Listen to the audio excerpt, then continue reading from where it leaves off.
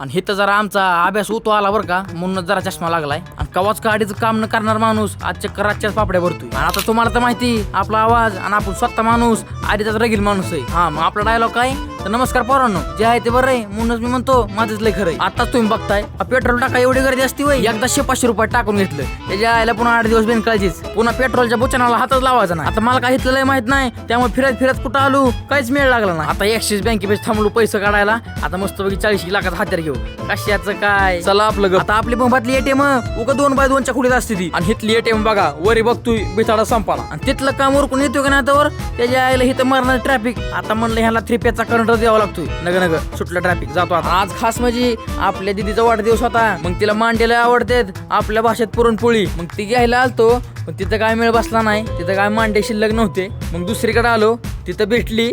मग आता जातो म्हणलं घरी. मग आता काय बघताय राव, व्हिडिओ पाक निम्यात आला तरी तुम्ही अजून फॉलो केलं नाही. फॉलो करा राव. घरात पाऊल टाकतो का तर ह्यो वाघ तिच्या 4 डोळ्याने IPLच बघत होता. उद्या कुठला पेपर विचारलं तर नीट सांगता येईना, पण बॅकग्राऊंडला 2-4 लाईटी लावून टीव्ही बघतोय. आणि नुसताच त्या सोफ्यावर उतरून बसतोय म्हणून त्याच्या मम्मीने त्याला पापड्या गोळा करायला लावल्या. तर काय म्हणतोय बघा,